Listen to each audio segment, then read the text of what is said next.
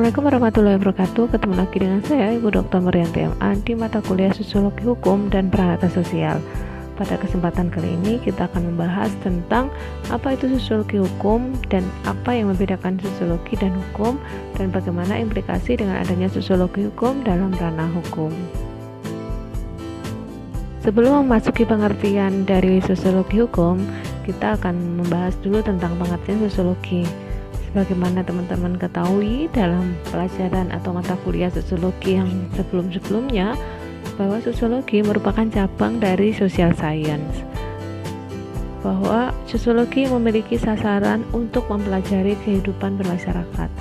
Bahwa sosiologi juga ilmu tentang masyarakat itu sendiri.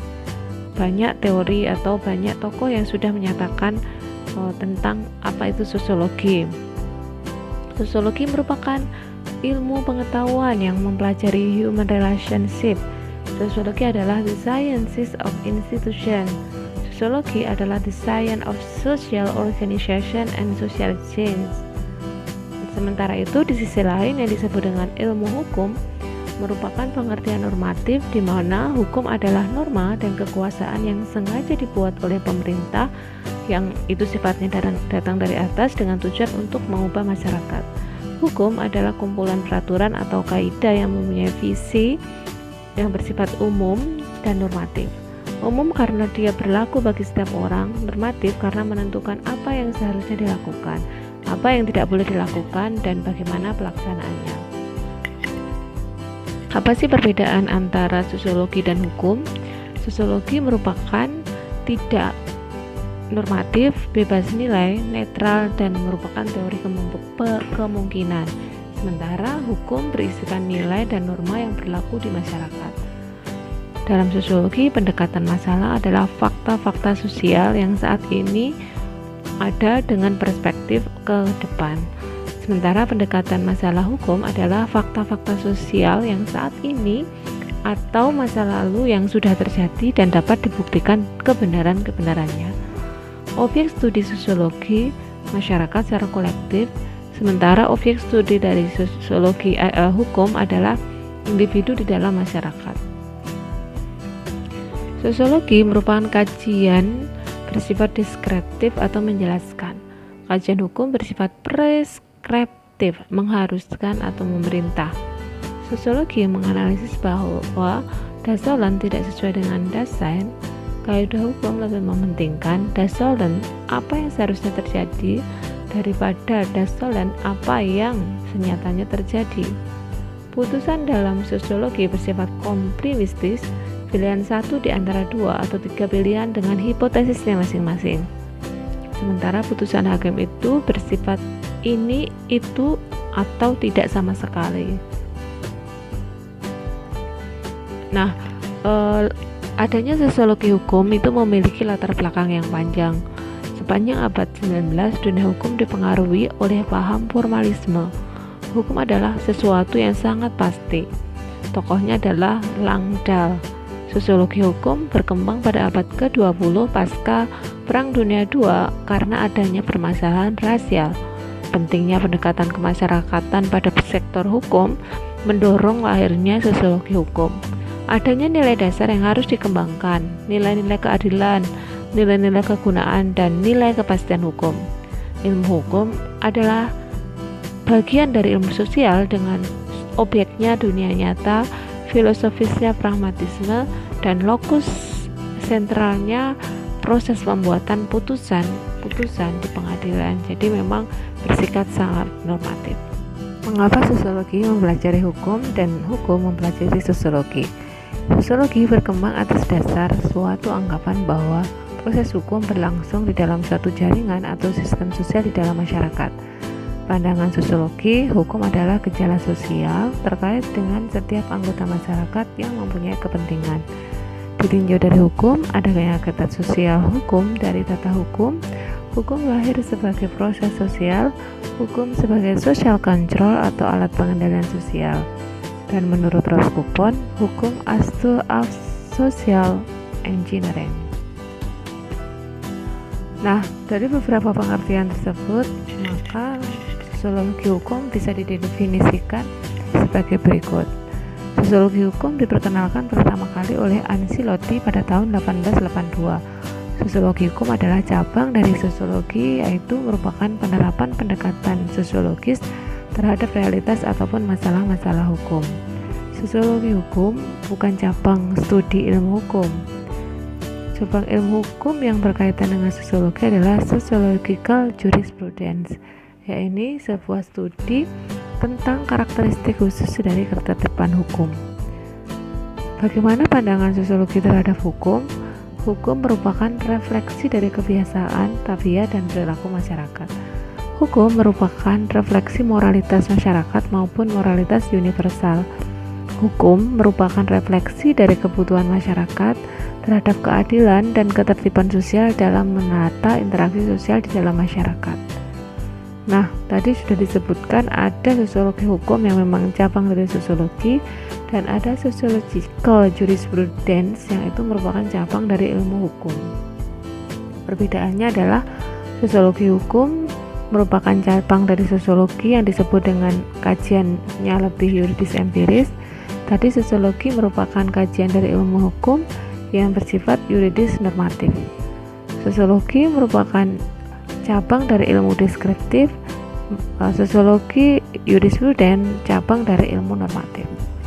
Sosiologi hukum mempelajari bagaimana hukum bekerja. Sociological jurisprudence mempelajari bagaimana agar hukum menjadi efektif. Sosiologi hukum merupakan proses pada perilaku atau behavior, sementara sociological jurisprudence lebih pada proses pada logika atau logik. Sosiologi hukum merupakan pilihan ilmu pengetahuan saintifik, tujuan dan penjelasannya ada explanation dan berdasarkan nilai objektif. Sementara sociological jurisprudence merupakan pilihan praktis, adanya tujuan atau pengembangan keputusan atau decision dan berdasarkan nilai subjektif. Sosiologi hukum adalah suatu ilmu teoritis yang berisikan generalisasi tentang fenomena masyarakat sejauh yang menyangkut dengan substansi, aplikasi, dan akibat dari suatu aturan hukum tertentu. Sosiologi hukum merupakan studi tentang hukum sebagai sarana kontrol sosial. Sosiologi hukum merupakan sosiologi jiwa manusia yang mempelajari realitas sosial dari hukum secara lengkap, dimulai dari pengungkapan yang dapat diobservasi, yang bersifat eksternal dan dapat berwujud dalam suatu kolektif yang efektif dan didasari atas dasar-dasar material. Sosiologi hukum cabang ilmu pengetahuan yang secara analitis dan empiris menganalisis hubungan timbal balik antara hukum dengan gejala sosial lainnya. Sosiologi hukum ilmu yang mempelajari hubungan timbal balik antara hukum dengan gejala-gejala sosial lainnya secara empiris analitis. Sosiologi hukum merupakan pengetahuan hukum terhadap pola perilaku masyarakat dalam konteks sosialnya dengan karakteristik sebagai berikut. Bertujuan memberikan penjelasan tentang praktek hukum baik hakim maupun dalam masyarakat, menguji keabsahan empiris dari suatu aturan hukum, tidak melakukan penjelasan tentang hukum. Menurut Sacipto Raharjo, salah satu tokoh yang sangat banyak berbicara di sosiologi hukum, itu menjelaskan bahwa sosiologi hukum itu memotret gejala hukum dengan beberapa ajuan pertanyaan. Apakah hukum benar-benar mewujudkan kaidahnya dalam fakta masyarakat?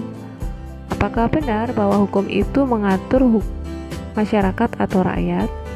Apakah hukum menimbulkan efek sebagaimana yang dihendaki hukum tersebut, atau yang ditimbulkan justru efek yang berbeda atau tidak menimbulkan efek sama sekali? Kalaupun ada efek yang ditimbulkan, apakah memang efek tersebut ditimbulkan oleh hukum? Dan mengapakah hukum menjadi seperti itu? Apa tidak ada pengaturan alternatif yang lain? Atau memang harus seperti itu? Paradigma sosiologi hukum itu merupakan pengaruh timbal balik antara hukum dan gejala sosial lainnya. Gejala sosial itu mencakup kelompok sosial dan hukum, kekuasaan dan hukum, lembaga sosial dan hukum, interaksi sosial dan hukum, perubahan sosial dan hukum, masalah sosial dan hukum. Tujuan sosiologi hukum yaitu memahami hukum dalam konteks sosial, menganalisis efektivitas hukum, mengevaluasi efektivitas hukum di masyarakat. Tujuan hukum menurut teori etis adalah semata-mata untuk mendapatkan keadilan. Keadilan itu bisa dibagi dua ya, distributif dan komutatif. Sementara menurut teori utilistis, hukum adalah untuk kemanfaatan dan kebahagiaan sebesar-besarnya bagi orang yang sebanyak-banyaknya. Sementara di teori campuran itu menjelaskan bahwa hukum memfasilitasi ketertiban, bersifat represif, ideologis, dan reflektif. Apakah faktor yang menyebabkan gerakan hukum berorientasi pada sosiologis?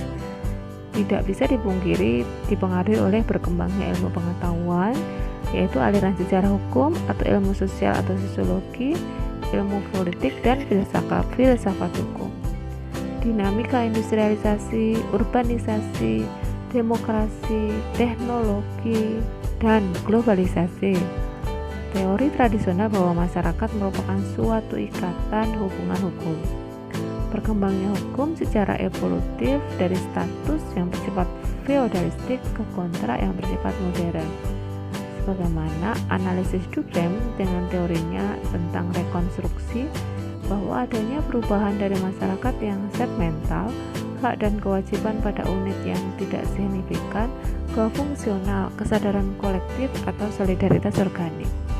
Hukum berubah dari yang bersifat represif ke restitutif. Bagaimana sih prinsip sosiologi hukum? 1. Hukum sebagai struktur normatif dibedakan dengan masyarakat sebagai kehidupan faktual dan sebagai aksi terhadap interaksi. Hukum dan masyarakat merupakan dua variabel independen yang dipengaruhi oleh karakter evolutif hukum. Dapat dilakukan uji hipotesis yang empiris tentang hubungan antara hukum dan masyarakat. Sosiologi hukum pun juga memiliki tahap perkembangan. Yang pertama, tahap primitif, misioner, yaitu hukum merupakan wilayah tertutup. Kemudian yang kedua, tahap keahlian dan keterampilan sosiologis, adanya kajian masyarakat dalam penelitian tentang hukum. Dan ketiga, tahap otonomi dan kematangan intelektual. Fakta-fakta sosiologis pada periode ini dikaji dalam hukum secara mendalam. Nah, pengertian tentang sosiologi hukum tersebut sekarang saya kira dibawa di level hukum yang kalaupun itu berpengaruh, saya kira tidak bisa sangat besar karena memang dua kajian ini adalah sesuatu yang sangat berbeda, di mana yang satu bersifat pasti, yang satu itu bersifat kemungkinan. Jadi keduanya bersatunya sosiologi dan hukum ini paling tidak menjadikan hukum itu lebih moderat dan lebih bersifat melihat kondisi objektif atau kontekstual yang ada di masyarakat. Contoh yang sangat sederhana adalah ketika beberapa kasus yang lalu nenek Mina yang dia itu mencuri hanya sebiji buah kakao, apakah itu tetap dihukum? Tetap dihukum karena mencuri, akan tetapi hukumannya lebih ringan dan hakim itu memberikan banyak bantuan terhadap nenek Minah itu dalam proses peradilannya. Akan tetapi dalam tindakannya yang melanggar hukum, dia pasti dihukum karena memang bersalah, dan hukum memang bersifat sedemikian ya, karena bersifat pasti. Nah, itu adalah contoh-contoh yang dengan adanya sosiologi hukum itu membuat hukum itu lebih agak bergeser ke kiri, yang dia lebih kontekstual dalam masyarakat. Oke, saya kira itu untuk pertemuan kali ini. Semoga apa yang kita diskusikan bermanfaat. Tetap semangat, jaga kesehatan. Wassalamualaikum warahmatullahi wabarakatuh.